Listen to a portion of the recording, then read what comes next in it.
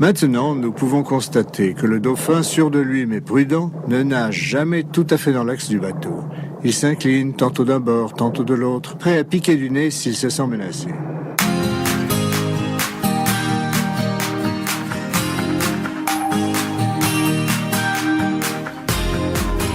Vous écoutez le podcast Nomade Digital, l'émission de ceux qui veulent prendre le contrôle de leur temps et de leurs revenus pour pouvoir vivre et travailler n'importe où dans le monde. Chaque semaine, venez discuter entrepreneuriat, productivité et voyage avec deux gars qui le vivent au quotidien. Bienvenue sur le podcast Nomade Digital, le podcast où on va débattre de quelle est la meilleure ville au monde. Je suis Stan de marketingmania.fr. Et je suis Paul de sellingmachine.fr, en sachant que le choix est limité parce qu'on n'a pas vécu dans beaucoup de villes. Mais on va considérer quand même que on va choisir à la fin de ce podcast la meilleure ville au monde dans laquelle vivre. Le tampon Nomade Digital de la meilleure ville du monde. Alors, pour expliquer un peu la situation, peut-être que je crois que ça fait un petit bout de temps qu'on n'a plus, mais il y a des avions de chasse qui passent au-dessus de moi assez constamment, au moins une vingtaine là. Donc, je suis en Thaïlande, et donc je ne sais pas ce qu'ils foutent avec tous leurs avions de chasse, et ils partent tous au nord, ce qui est vers la Chine. Donc, j'espère qu'il n'y a pas de problème de ce côté-là, parce qu'honnêtement, si c'est Thaïlande contre Chine, je me barre du côté chinois vite fait. T'es du mauvais côté. C'est ça. Ils pourraient y aller avec des machettes, ils sont tellement nombreux que... Donc, j'espère que c'est pas le cas et que c'était juste un petit exercice aérien. Est-ce que tu as remarqué que les Thaïs avaient une certaine animosité envers les Chinois ? Ah, mais tout le monde déteste les Chinois, sauf les Chinois, quoi. C'est quand même spectaculaire. Les Vietnamiens n'aiment pas les Chinois non plus. Les Philippins, il y a beaucoup en fait, la majorité des élites aux Philippines sont chinoises, en fait. Et donc, la majorité des Philippins n'aiment pas les Chinois parce que, notamment, ils occupent les meilleures positions, quoi. Donc, de manière générale, le reste de l'Asie n'aime pas trop les Chinois. C'est un thème qui revient assez souvent. Donc aujourd'hui, on parle de la meilleure ville du monde. Plus précisément, on va comparer deux endroits qui sont bien pour débuter en tant que nomade digital, qui sont Ho Chi Minh et Davao. Et on va se faire un petit peu un débat puisqu'on a chacun notre ville un peu favorite là-dedans. Paul, évidemment, tu vas défendre Davao. Je serai défenseur de Davao, donc, qui est aux Philippines, dans l'île la plus au sud. Donc moi, je vais bien sûr être le défenseur de Ho Chi Minh Ville, la meilleure ville du monde, et où j'habite maintenant depuis 18 mois. Avant de commencer, on se reparle un petit peu des évaluations iTunes. Paul, il paraît que chaque évaluation iTunes sauve un dauphin. C'est effectivement, ça a été prouvé scientifiquement. Donc constatez que si vous ne laissez pas d'évaluation iTunes, un pauvre dauphin va mourir dans les 35 minutes qui arrivent. Enfin, les 35 minutes, t'es sévère. Hein. Les gens vont devoir courir jusqu'à chez eux. Après, c'est votre choix, c'est votre conscience. Vous faites ce que vous voulez.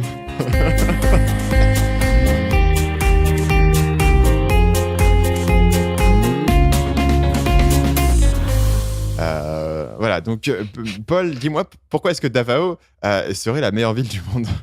Il y a plusieurs raisons. Déjà, ce qui est très intéressant à Davao, c'est que, et de manière générale, les Philippines, c'est très peu cher. Donc, si on veut la nourriture est très peu chère. À Davao, il y a beaucoup de choix parce que à partir du moment où on est dans une grosse ville, généralement, il y a pas mal de choix.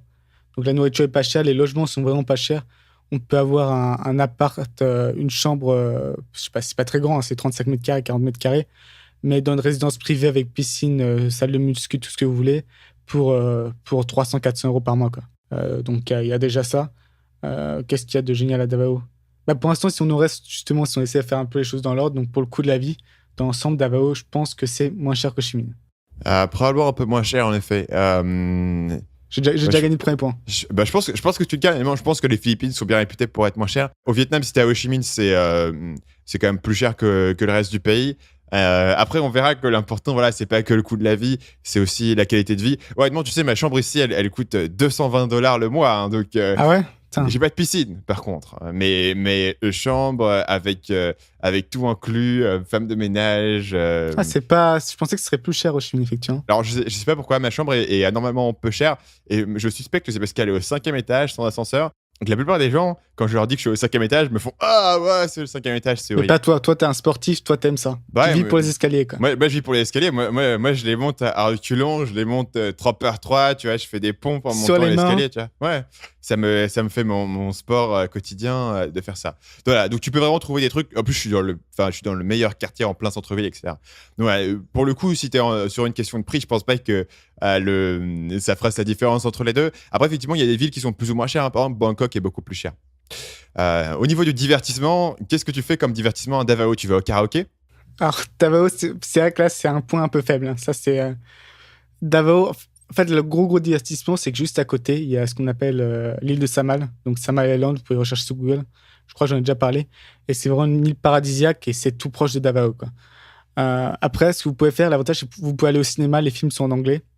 Donc, ça, c'est sympa parce que le ticket coûte 2 euros. Et donc, quand je vivais aux Philippines, j'allais au cinéma, sans déconner, 2 fois par semaine, quoi. Alors, on peut dire que c'est un avantage, mais c'est peut-être aussi parce qu'il n'y a pas grand-chose d'autre à foutre. Ça dépend le point de vue. Les bars, il y en a quelques-uns. Je crois des boîtes de nuit, si vous aimez ça, il doit y en avoir 2, il me semble. En sachant que les boîtes de nuit aux Philippines, ça consiste avec les filles qui dansent ensemble. Hein. C'est pas très... ça se mélange pas beaucoup. Mais ça se limite à peu près à ça, quoi. En soi, Davao, il n'y a pas grand-chose. Alors, du coup, je suis là, je vais le gagner. Ho Chi Minh, c'est pas la capitale. Si tu veux aller en boîte, etc., c'est pas le meilleur endroit où aller. Mais en revanche, si tu veux faire des trucs assez sympas, tu vas avoir des événements un peu cool, avoir des festivals, des festivals. Peu importe, on fera le montage pour que je dise la bonne chose. Du coup, là, tu viens de nous dire, donc il va garder. Ouais, il va garder les deux. Ah mince, je me suis fait avoir. Donc voilà, si tu veux voir ce genre d'événement, c'est cool. Est-ce que tu as entendu parler de Above and Beyond? Non, ça me dit rien du tout.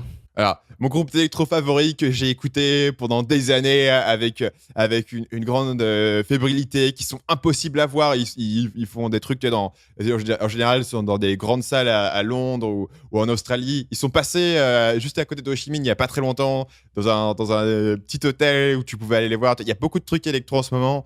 Après, tu as plein de trucs locaux. Tu vois, si tu as envie d'aller au karaoké avec des Vietnamiens, tu peux faire ce genre de choses. Après, faut aimer le karaoké. Est-ce que tu es fan du karaoké, toi? Moi, j'aime bien le karaoké.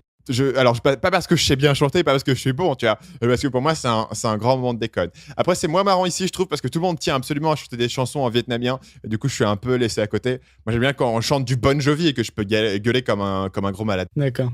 Mais en général, de toute façon, si vous êtes en Asie, si vous aimez le karaoké, vous allez vous faire plaisir. Hein. Ouais. Et puis sinon, au niveau divertissement, tu as beaucoup de choses. Il y a beaucoup de jeunes branchés à Ho Chi Minh, donc tu as beaucoup de choses que tu pourrais attendre dans un pays occidental, du type mon pote m'a branché pour qu'on aille à la salle d'escalade, tu vois, des choses comme ça. Évidemment, il y a des cinémas aussi qui sont également en anglais. Bon, faut supporter les sous-titres en vietnamien, mais bon, c'est pas un grand problème.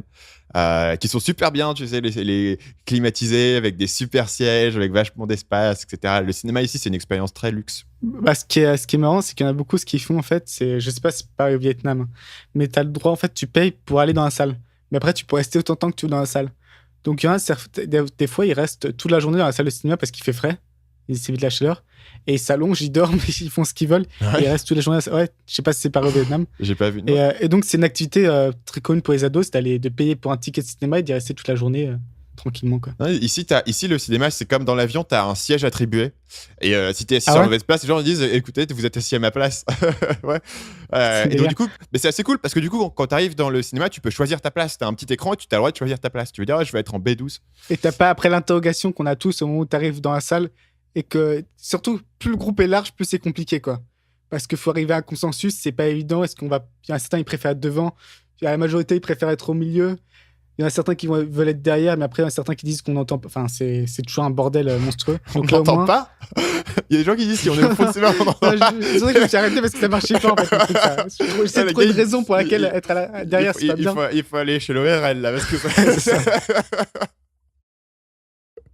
Mais au contraire, les gens, des fois, qui sont trop devant, il y a des gens qui.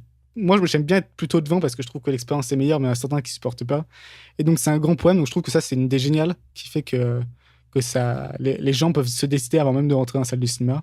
Et ça évite quand même une angoisse importante. Voilà, donc, j'applaudis les Vietnamiens pour cette innovation. Moi aussi. On arrive sur notre troisième point qui est l'Internet, un point sur lequel je commence avec un petit désavantage puisque pour enregistrer ce podcast, j'étais à l'origine dans mon coworking et c'est vrai que ma connexion était tellement faible que l'Apple Escape ne pouvait pas tenir. Donc je me sens un petit désavantage. C'est comment l'Internet à Davao? Alors, ça, c'est assez intéressant. Non, en fait, c'est pas très intéressant, mais c'est quand même curieux. C'est assez curieux, voilà. C'est qu'en fait, il y a un cas de figure où c'est vraiment, où Internet est vraiment génial. En fait, c'est si vous pouvez avoir une pocket Wi-Fi et capter la 4G du réseau Smart. Et dans ce cas-là, Oula, attends, tu peux me décomposer tes termes. Donc là la pocket Wi-Fi, tu sais ce que c'est? C'est un truc en fait Non. qui capte comme un téléphone, tu sais, qui capte la 4G et qui ensuite fait un point Wi-Fi en fait sur lequel se connecter. Ok. Donc vous avez Mais ça. c'est comme une clé USB que tu branches à ton ordi. Non, mais c'est plus comme un téléphone qui fait, tu sais, qui ouvre un point, Ok. un point Wi-Fi. Et c'est donc c'est Mais tu comme peux ça. le faire avec un téléphone normal, ça? Bah, Partager c'est le beaucoup Wi-Fi moins parce que t'as pas avec une carte ça te SIM. pompe ta batterie à une vitesse de ouf. En plus, ça te bride un peu ta vitesse. Donc c'est mieux d'avoir une vraie pocket Wi-Fi quoi. Ok. Ça coûte, il me semble, que ça coûte 40 €, donc c'est pas rien, mais ça vaut le coup. Donc après, il faut prendre un abonnement. En fait, ça s'appelle LTE 4G auprès de Smart qui coûte 20 € par mois. Et là, à ce moment-là, vous aurez une connexion de 10-15 mégas continuelle avec très peu de problèmes. Il y a juste des journées, vraiment, des fois, pendant une journée, ça marche pas du tout. C'est parce qu'il doit y avoir un poteau qui s'est cassé et vu que c'est tous des branleurs, ils mettent une journée à le réparer. C'est les Philippines, quoi. Mais à part ça, ça marche très bien. Et donc, c'est satisfaisant. Par contre, si vous n'êtes pas dans une zone qui est couverte par le réseau 4G, LTE, donc, là, vous êtes vraiment dans la merde. Là, c'est des connexions à 1 méga, 2 mégas, vous pouvez vous estimer comme étant très heureux, quoi. Donc, c'est vraiment... faut vraiment... Moi, j'ai choisi ma résidence, en fait, en fonction de s'il y avait du réseau 4G, quoi. C'est assez crucial et il faut pas faire l'erreur de louer pendant 6 mois à un endroit où il n'y a pas ce réseau-là parce que sinon, vous allez galérer pendant 6 mois. Mais en règle générale, si vous allez rester quelque part pendant 6 mois en Asie, venez et faites un speed test avant de signer votre bail, quoi. C'est ça, même si vous avez l'impression d'être le gros casse-cou qui sort son ordi, ça vaut le coup quand même. Ouais. C'est intéressant, du coup, tu dis que le réseau cellulaire avec la 4G est plus efficace que le réseau câblé aux Philippines? 1000 fois plus. Et le pire, c'est que déjà, il est plus rapide, mais en plus, il est plus stable, quoi. En fait, ils ont une compagnie aux Philippines. En fait, ils ont une seule compagnie de réseau câblé, donc, qui s'appelle PLDT. Et en fait, c'est un monopoly d'État et c'est une catastrophe totale, quoi. Donc, mieux vaut aller vers les acteurs privés de la téléphonie mobile, en fait, qui sont pas géniaux non plus, mais c'est un peu mieux. Je pensais être mal parti, mais au final, c'est pas si mal que ça. Ho Chi Minh est plutôt bien connecté à Internet. Tu as la fibre partout, tu as des vitesses vraiment rapides. Alors après, ça arrive que ce soit légèrement instable. Comme aujourd'hui, par exemple, dans mon coworking, ça ne fonctionnait plus. Je suis allé chez moi, ça fonctionnait parfaitement. Alors que normalement, mon coworking a une bien meilleure connexion. Et t'es à combien en speed test là maintenant? Là, je suis à 15. Donc c'est une bonne connexion. Je suis à 14 down et je suis à 14 up. Ouais, c'est quand même ça. En même temps, c'est le truc aussi, à partir du moment où vous passez au-dessus de 5, 10, vous sentez plus vraiment la différence, quoi. Le problème, c'est quand on vient dans les vitesses. Moi, j'ai déjà eu des cas de connexion où je me suis retrouvé avec 0,50 mégas, quoi.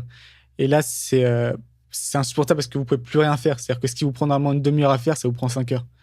Mais à partir du moment où vous passez le cap de 5 mégas déjà, vous avez une connexion fluide et vous perdez pas de temps, quoi. Ouais, à partir de 1 2 mecs, tu peux tenir une connexion Skype plus ou moins correcte sans grande stabilité. Tout à l'heure, j'étais à 0,30 MB sur mon coworking et effectivement, on s'entendait pas, ça coupait en permanence, etc. Le seul truc, la seule fois où j'ai eu un peu les boules sur l'internet ici, c'était l'an dernier, aux alentours de septembre. Un beau jour, Internet ne fonctionne plus. Tu vois, le matin, il fonctionne pas du tout. Bah, tu dis, ça arrive, il peut y avoir un bug, etc. Ça arrive. Donc, tu te renseignes et en fait, ce qui s'est passé, c'est que je l'invente pas, hein, ça s'invente pas. T'en as déjà parlé dans l'autre podcast. J'en ai parlé dans le podcast. Tu te répètes. Je me répète, je te le répète. Un requin avait bouffé le putain de câble sous-marin.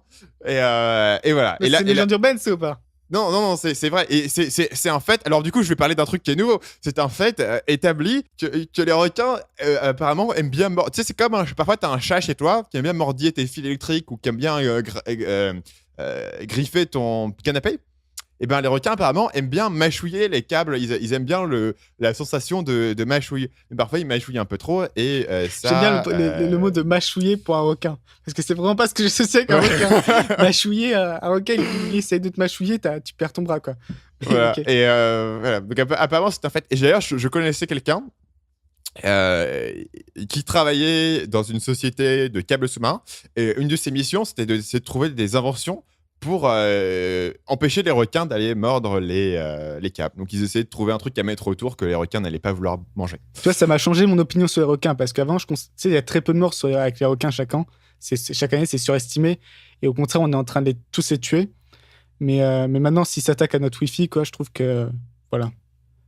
Il n'y a plus aucune merci à avoir maintenant. Parlons du coup de la population locale dans nos deux villes à comparer. Donc, c'est comment la population locale? Comment est-ce que tu t'es entendu avec les gens chez Davao? Alors, ça, je pense que je gagne parce que les Vietnamiens, c'est tous des connards. Qu'est-ce que c'est que ce podcast? Le mec, il fait de la généralisation. Les C'est pas des Vietnamiens, les Chinois, mec, on va finir par être ban, quoi. Moi, je dirais quand les Chinois, c'est les autres Asiatiques qui ont quelque chose contre les Chinois. Mais les Vietnamiens, non, mais de 11 jours Vietnam, ils sont pas très sympas, quoi. Ils sont pas très sympas. Les Philippins, ils sont toujours très sympas. L'avantage, c'est qu'ils parlent bien anglais aussi. Donc, tu peux avoir des communications après tout le monde, des conversations. Donc, ils sont vraiment, les Philippins, ils sont tous adorables, quoi. Ils sont toujours prêts à t'aider, prêts à t'aider dès que tu as un problème. Ils se regroupent à 15 pour essayer de le résoudre. Donc de ce point de vue-là, ils jugent pas aussi. Ils sont très, même si c'est un peuple très catholique, ils sont très tolérants. Chacun vit sa vie, il y a pas de problème. Il y a énormément d'homosexuels, tout ça. Chacun vit sa vie comme il veut, c'est pas un souci. Donc de ce point de vue-là, moi non, j'ai beaucoup aimé.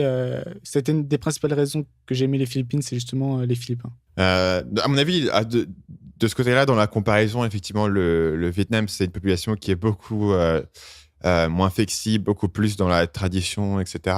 Je pense que les gens parlent aussi moins bien anglais. Et les gens sont sympas. Moins bien anglais, c'est là, tu sous-estimes le truc. Là. Le truc, c'est que quand je demande no spicy, ils comprennent pas. Not spicy, c'est la majorité des régions du Vietnam. Même des mots dans la restauration, tu pourrais t'y attendre. Parce qu'en fait, ce qu'il faut comprendre, c'est que la Thaïlande, la raison pour laquelle l'anglais est pas si dégueulasse que ça, c'est qu'il y avait énormément de touristes, notamment dans les régions touristiques. Les Philippines, c'est tout simplement parce qu'il y a la colonisation américaine, donc ils parlent anglais. Mais le Vietnam, dès qu'on part un peu des régions justement touristiques, le niveau d'anglais est non existant. Ouais, on parle de Ho Chi Minh. Ho Chi Minh, le niveau d'anglais reste relativement correct. Moi, je suis d'accord qu'à l'extérieur de Ho Chi Minh, même à Hanoï, c'est pas terrible. Donc ça devient plus difficile de gérer ça. T'as raison. On parle de Ho Chi Minh. Excuse-moi pour cette attaque. Cette attaque est absolument un coup bas dans ce duel. Je pense que. Parlons de la sécurité. Alors, tu m'avais parlé dans le premier épisode d'une ville où le maire était un criminel qui mettait la loi avec un peu de main de fer. C'était Davao, ça? C'est Davao, ça. Effectivement, dans ce cas, c'est très paradoxal parce que si vous regardez une carte du risque, je crois, c'est le ministère des Affaires étrangères en France qui fait une carte du risque dans certaines régions. Toute la partie donc ouest de l'île, et y compris un peu autour de Davao, est considérée comme risque très élevé, le risque maximal en fait. Et Davao est en fait un point blanc, donc un point de sûreté au milieu de tout ça. Il y a aussi d'autres villes qui sont un peu comme ça.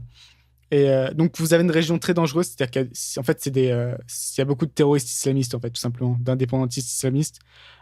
Pour l'histoire, par exemple, maintenant ça fait 1 an, il y avait 44 membres des forces spéciales philippines qui étaient partis pour arrêter un mec et ils se sont fait prendre en embuscade, ils se sont tous fait tuer, quoi.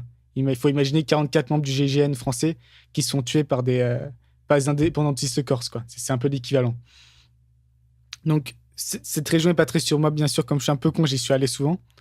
Mais normalement, faut pas. Il y a beaucoup de kidnapping d'étrangers, c'est pas sûr. Par contre, Davao, la ville en elle-même, a été considérée par je sais plus quel organisme comme la 4e ville la plus sûre au monde.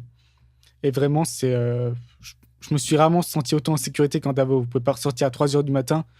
Même si vous êtes une femme, il y a très peu de chances que vous ayez moins de problèmes, quoi. Je pense qu'il y a plus de crimes à Ho Chi Minh qu'à Davao. Par contre, tu peux sortir de la ville sans te faire kidnapper par des islamistes, donc c'est pas trop mal. Ouais. C'est un avantage. Après, c'est une expérience. Il faut pas non plus. Est-ce que tu Non, c'est vrai, j'ai pas ça sur mon CV. Ho Chi Minh, il y a quand même. Alors après, si tu sors de la partie touristique, ça arrive beaucoup moins, mais je connais quand même des gens à Ho Chi Minh qui se sont fait piquer leur téléphone, ce genre de choses. Tu vois, dans le quartier backpacker vraiment touristique, il y a des gens qui peuvent passer en moto et choper ton téléphone, ce qui je pense n'arrive pas à Davao. Donc, voilà. Non, à Davao, ça arrive pas. Non. Dans d'autres villes, par contre, des Philippines, ça arrive. Ouais. Mais après, une fois que tu sors de cette partie touristique, je trouve qu'il y a pas vraiment de danger. Enfin, moi, j'ai jamais eu trop de soucis là-dessus. Après, on peut parler de la conduite au niveau de la sécurité. Tu conduisais à Davao? J'ai essayé de conduire très brièvement, mais honnêtement, on m'a dit que la Thaïlande c'était horrible niveau conduite. Pour moi, Davao c'est 1000 fois pire en fait. C'est vraiment, en fait, c'est très congestionné et les voitures passent à rien. C'est un bordel monstre. Je pense que il y a très peu de chances d'avoir d'accidents mortels parce que ça roule à 30 à l'heure. Mais c'est une galère de conduire là-bas monstrueuse, quoi. Je pense que mieux vaut juste prendre le taxi et pas s'embêter avec ça. Et ce qui est marrant, c'est que dans les taxis, je sais pas, c'est assez souvent le cas d'ailleurs, pas seulement à Davao, mais dans les taxis, tu vois le chauffeur qui se met sa ceinture et puis toi tu regardes et t'as pas de ceinture de sécurité en fait. Et ça c'est un truc qui m'a toujours fait délirer. C'est pourquoi il y a pas de ceinture de sécurité pour les passagers. C'est la même chose ici. Et j'ai vraiment pas de réponse. Évidemment, tu regardes ton siège et c'est parfaitement lisse. Il y a aucun slot de. Donc je sais En fait, pas si il rajoute un truc par-dessus. Ouais. Je sais pas pourquoi. En fait, pour protéger j'imagine pour protéger Ah, ok. Ouais. Mais c'est assez hallucinant, surtout quand tu vois que le chauffeur lui-même met sa ceinture et toi, non, s'il y a un accident, c'est pas son problème. Mais honnêtement, il n'y a pas. Quand on est piéton, faut faire un peu. De toute façon, quoi qu'il arrive, quand vous arriverez en Asie, quand vous serez piéton, il faut avoir un autre état d'esprit. Il ne faut pas attendre que les voitures s'arrêtent, quoi. Sinon, vous pouvez attendre pendant 3 ans, il ne va rien se passer. Il faut juste, quand il y a un espace, y aller. Et généralement, il faut essayer de maintenir une vitesse constante. Donc, juste marcher à la même vitesse. Il faut éviter de s'arrêter ou de courir parce que les gens, normalement, s'ajustent par rapport à la vitesse à laquelle vous allez et ils se débrouillent à peu près le plus souvent bien, quoi. Donc, c'est un peu contre-intuitif de laisser un peu ça aux mains des autres usagers de la route, mais faut marcher constamment. Normalement, et vous arriverez de l'autre côté du trottoir en vie. Ouais. Et tu conduis du coup à Chiang Mai? À Chiang Mai, moi, j'ai loué un scooter, ouais. Et ça va, honnêtement, ça va.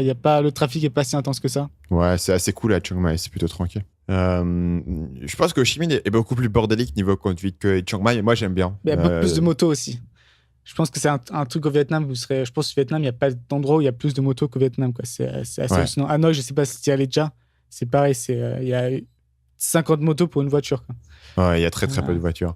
Mais du coup, ça fluidifie vachement la circulation. Parce que dès que tu as un peu trop de voitures, la circulation est très vite bloquée. Même si tu as beaucoup de motos, c'est rarement trop congestionné. Tu vois, ça continue à être fluide. Les gens parlent. Alors, les gens conduisent n'importe comment. Sur le trottoir, en sens inverse, ils vont faire des tournants absolument dégueulasses.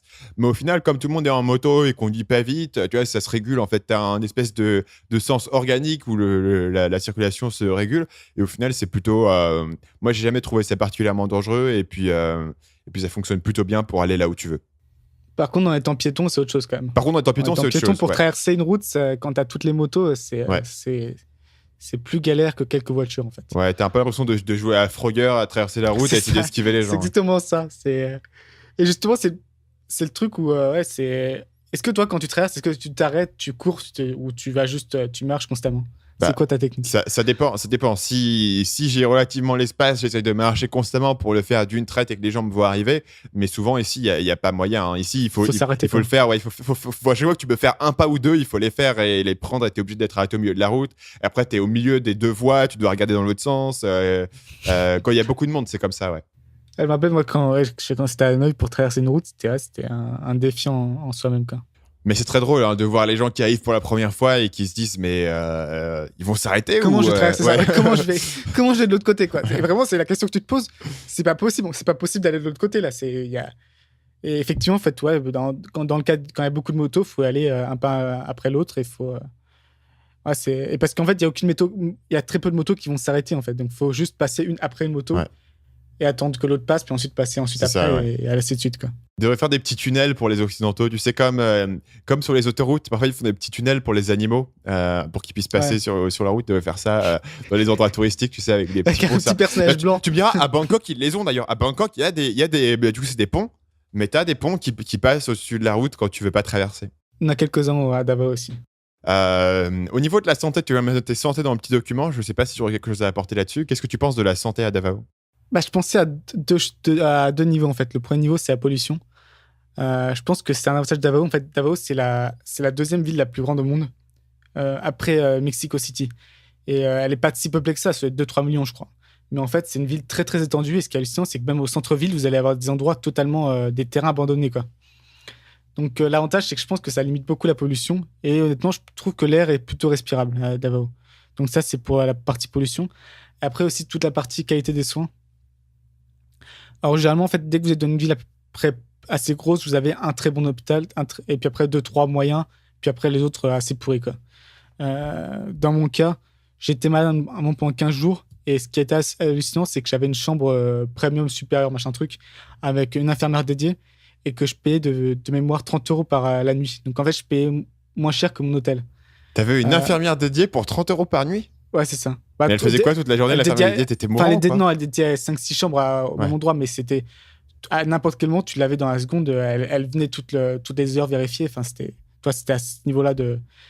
Et donc, même si vous n'avez plus l'assurance santé, les soins sont tellement peu chers que ça va, quoi.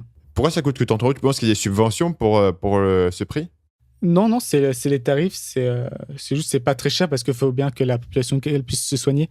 Et après, il faut savoir que, par exemple, une infirmière est payée 150 € par mois. Un docteur est payé, il me semble, c'est 350-400 € par mois. Donc, ça permet aussi de baisser les coûts pas mal, quoi. Ouais, j'imagine. T'avais quoi? Pourquoi est-ce que t'étais malade à l'hôpital? Oula, c'était une infection bactérielle, donc j'ai jamais su vraiment pourquoi, machin truc, mais en fait, tout mon corps a totalement lâché, quoi. C'est-à-dire que je pissais du sang, littéralement.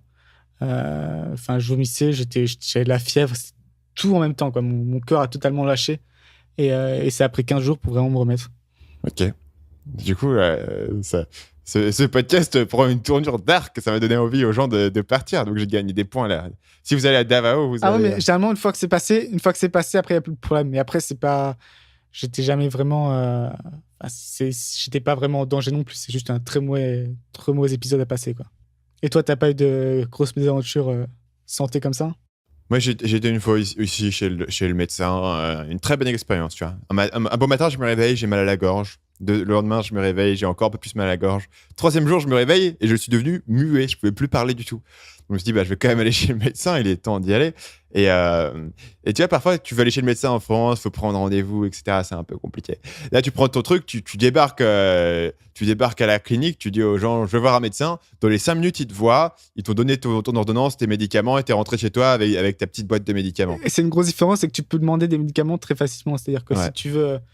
si tu veux plus de médoc, tu dis au médecin, est-ce que je peux avoir plus de médoc? Il va donner plus de médoc. Il n'y a pas de question à ce niveau-là. Et son manière générale aussi, moi, ils m'ont mis, je dormais 22 heures sur 24, en fait. Ils m'ont mis la masse de sédatifs, quoi. Ce qui se ferait pas en France, je pense, pour un truc comme ça. Ouais. Qui sait. Dernier point dont on doit parler, dont on doit comparer ici, c'est la nourriture. Et t'as pas parlé de la pollution à Ho Chi Minh? C'est comment? Pareil de la pollution. Alors, la pollution à Ho Chi Minh sera clairement pire qu'à Davao. Je pense que là, ça peut être assez clair. La pollution n'est pas horrible, mais il y a quand même beaucoup de scooters. Il y a peu d'espaces verts. Donc, la pollution est clairement pire qu'à Davao.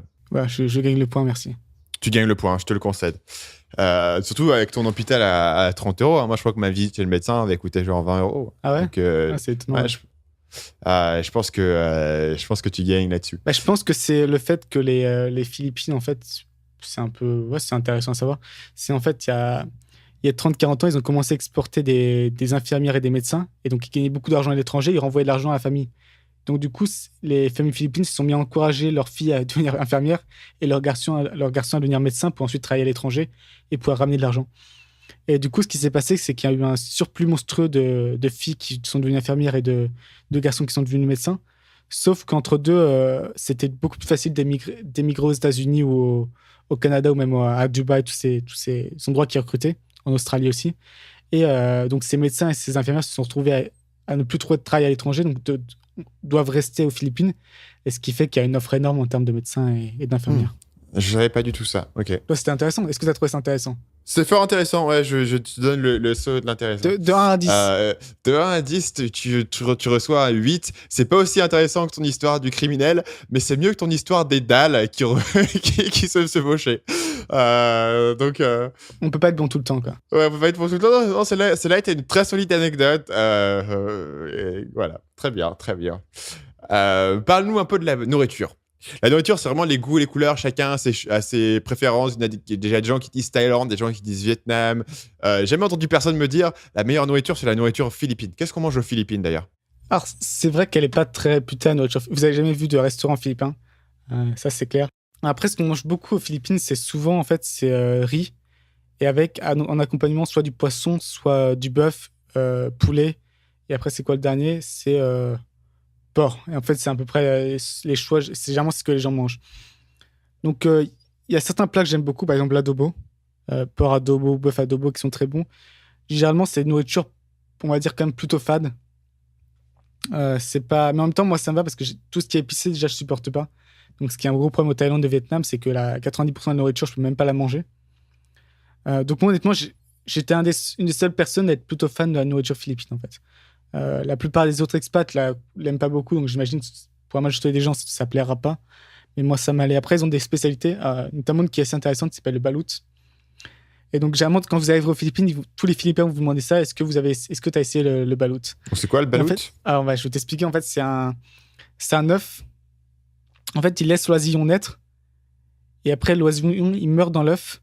Et en fait, tu manges l'oisillon. En fait, tu coupes l'œuf, tu manges l'oisillon comme ça, cul sec. Et avec un peu de vinaigre, un peu de sel. Et c'est très bon. Personnellement, je suis assez fan. Ça a tout simplement un bon goût, en fait. Et c'est un peu pour l'anecdote, mais beaucoup de gens se parlent de tester. Je pense que faut quand même essayer. Je sais pas, toi, tu serais capable de tester ou tu serais trop... Ah oui, bien sûr. Moi, je mangeais près n'importe quoi. Moi, j'ai mangé de la méduse ici. C'était absolument dégueulasse, mais pourquoi pas. Moi, je suis assez open à tout. Et un dernier truc, c'est que même, c'est même pas le dernier truc, donc j'ai menti, je m'excuse. Un des derniers trucs, c'est que il y a aussi Davao, c'est la ville du durian. Donc ils se sont ça sent bon, ils se sont autoproclamés ville du durian. Donc je sais pas si c'est très légitime, mais il y a même sur les taxis, il y a même tous les taxis, ils ont une bannière durian. C'est vraiment la ville du durian. C'est leur fierté nationale, quoi. Donc tu peux nous décrire la caractéristique particulière du durian? D'abord, je dis juste un truc, c'est que donc la fierté de la ville de Davao, c'est le durian, et la ville à côté, la grosse ville à côté de General Santos, leur fierté, c'est le thon, quoi. C'est un peu triste, mais c'est un peu comme ça qu'ils se définissent. Donc la caractéristique du durian, c'est que beaucoup de gens disent que ça sent très mauvais. Ça dépend des. On dit pas des versions de durian, on dit comment pour les fruits. Ça dépend des variétés de durian. Certains plus que d'autres, mais ce qui est très unique avec le durian, c'est que ça a vraiment justement un goût particulier qu'on retrouve nulle part ailleurs. C'est vraiment un mix, c'est dur à définir. Une texture aussi très particulière qu'on retrouve nulle part ailleurs, donc c'est vraiment un fruit unique et c'est à tester. La majorité des Occidentaux semblent pas trop aimer. Moi, personnellement, j'aime bien, j'en mangerai pas non plus tous les jours, mais j'aime bien. Et ce qui se passe, en fait, c'est que le durian, c'est considéré comme très dangereux. Alors après, je vous laisse regarder ce que le durian, c'est D-U-R-I-A-N. Et en fait, c'est la plus gros qu'une noix de coco. Et en plus, ça a des pics. Et c'est en haut des arbres aussi. Donc, autant dire que si ça tombe sur la tête, t'es mort à coup sûr, quoi. Donc, aux Philippines, il me semble que justement, les durians sont la source de plus de morts que les noix de coco. Encore un fait intéressant à savoir. En fait.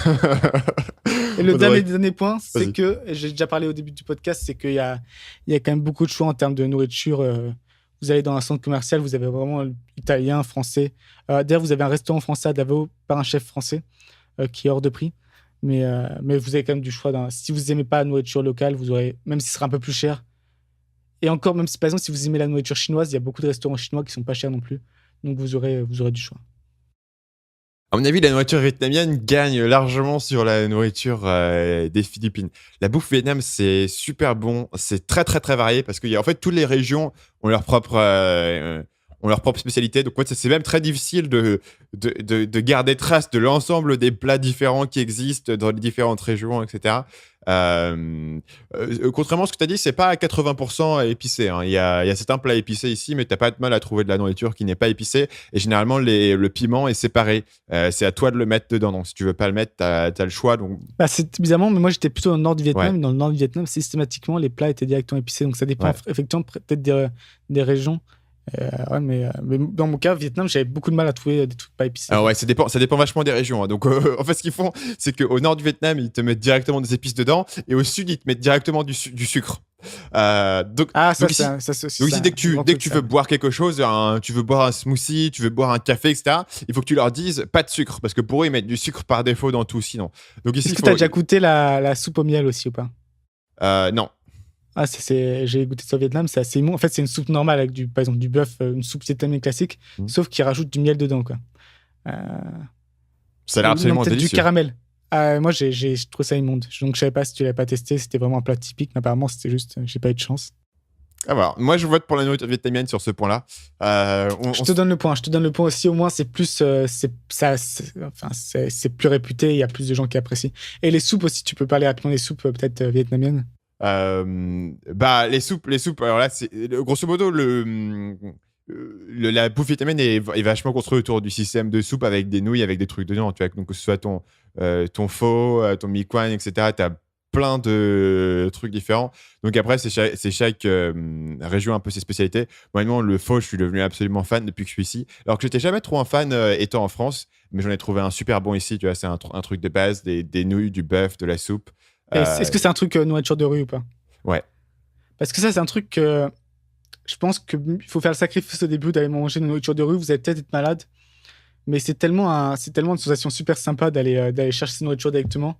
C'est vraiment moi un truc. Là, par exemple, à Chiang Mai, on va systématiquement aller chercher de la nourriture de rue pour dîner. C'est vraiment un truc sympa. C'est un truc vraiment auquel je tiens, quoi. Ouais. C'est un petit rituel. Et puis c'est super bon, c'est pas cher ça aussi. prend pas longtemps, c'est pas cher.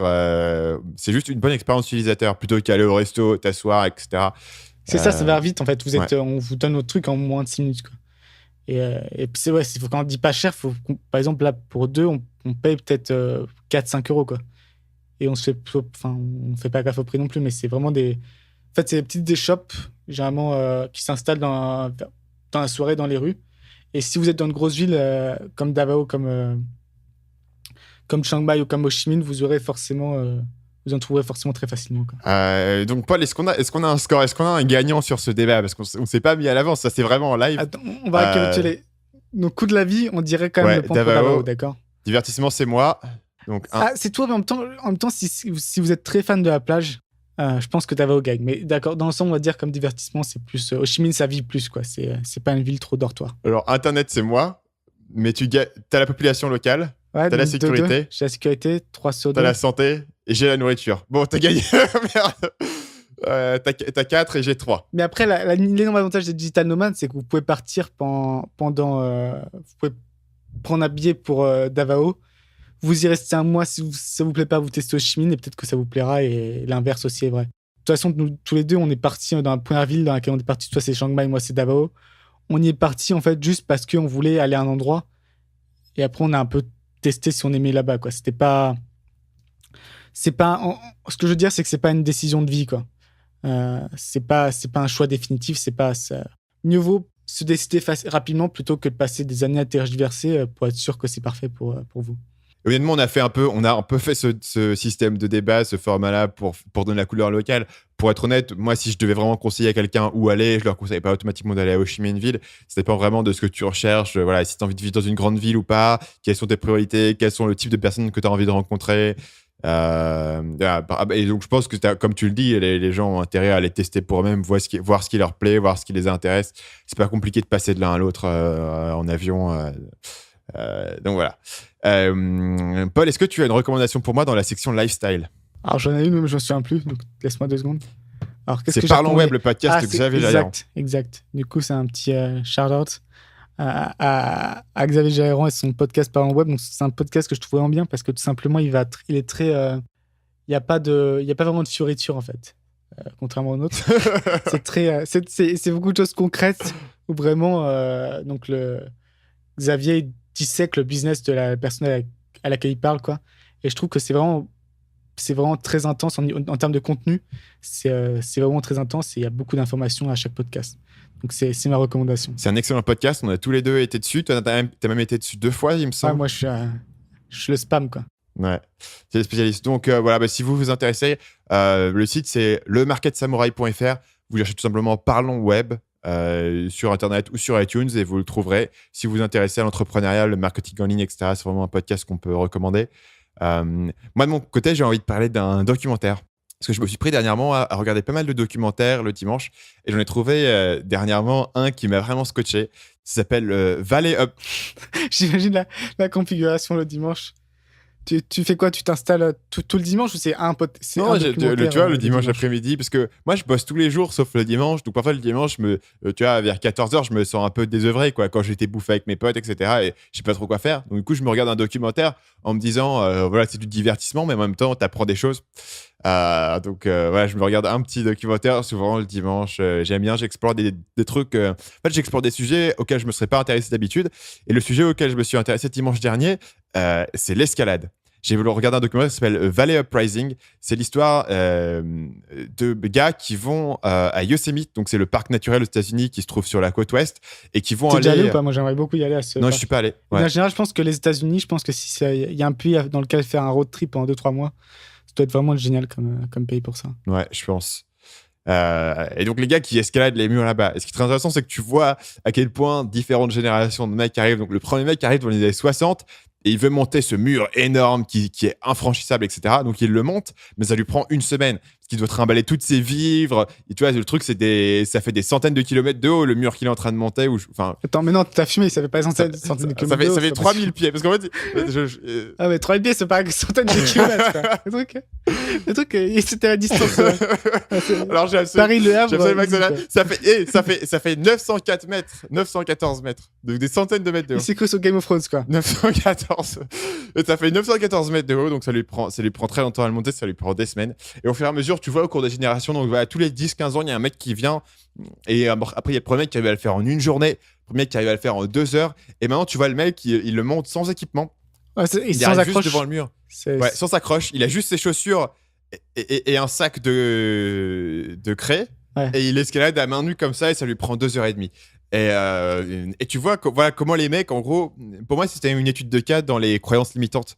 Comment la croyance, c'était que tu pouvais pas le faire en moins d'une semaine, tu pouvais pas le faire en moins d'une journée. Et au fur et à mesure, tu as des mecs qui ont réussi à révolutionner la technique, alors que la technologie a pas vraiment amélioré. Enfin, le mec qui est là, il monte pas grâce à un iPhone et grâce à un drone, il monte à main nue. Donc, il a pas une meilleure technologie. En revanche, il a une meilleure technique. Ils ont évolué leur mindset, leurs approches. Tu vois, ils sont devenus plus flexibles. Je suis pas plus sûr que souples. justement, je pense que c'est pas. Pour moi, c'est pas une histoire de croyance limitante. C'est surtout de bénéficier de l'expérience des gens qui sont passés avant, en fait. Je pense parce que croyance limitante. Tu penses que le mec, c'est parce qu'il avait peur qu'il a mis une semaine ou c'est parce qu'il vraiment pouvait pas? Il était pas capable. Il était pas capable. C'était sa limite. Enfin, au départ, il pensait que c'était impossible de le monter. C'était mental. Tu penses que pour lui, c'était mental ou c'était physique? Parce que moi, ça me paraît quand même plus naturel que ce soit vraiment physique. C'était mental parce que le mec, il est arrivé, il a vu le mur, il a dit bon, tout le monde me dit que c'est impossible. Moi, non, je pense qu'il est possible de le faire. On va se prendre une semaine, on va le monter. Ils sont 3, ils montent en une semaine. Ça, il aurait pas, parce que son approche directement ne lui permettait pas de le monter en 2 heures. Le mec, il peut le monter en 2 heures, pas parce qu'il est meilleur, mais parce qu'il a une approche beaucoup plus souple, il a beaucoup moins d'équipement, enfin, il a pas d'équipement, il a pas de coéquipier. Lui, il avait des coéquipiers, il devait dormir sur le mur, donc il devait emporter, tu vois, leur nourriture, leur eau, il devait tout hisser avec eux, il devait placer les pitons pour pouvoir dormir, etc. Bizarrement, je suis plus impressionné par les gens qui l'ont fait en une semaine que celui qui l'a fait en 2 heures, en fait. Ouais, non, c'était plus une expédition. Et lui, clairement, tu vois, il a pu le construire grâce à tous les gens qui sont passés avant lui, donc en un sens, t'as raison. Mais c'est intéressant de voir qu'un challenge peut être vu de différentes façons. Et peut être tu peux radicalement changer les suppositions de base. La supposition de base, c'est j'ai pas besoin de dormir dessus, j'ai pas besoin d'emmener mes vivres, etc. Et si je peux le monter directement, si je peux aller le plus vite possible, je peux aller, voilà, entre une semaine et 2h30, ça fait 5% du temps, quoi, en grosso modo. Mais d'une certaine manière, ça me fait penser, c'est que ces croyances limitantes ont été aussi cassées par ceux qui sont passés avant progressivement. Ouais. Et ça me fait un peu penser quand j'ai lu aussi. Et beaucoup de gens, quand ils ont lu la semaine de 4 heures, ça a aussi un peu cassé ça. Ça dit c'est possible, tu vois. Ça existe, c'est possible. À partir du moment où quelque chose n'existe pas, il y a très peu de gens qui peuvent l'imaginer comme ça individuellement, que ça sorte de nulle part, quoi.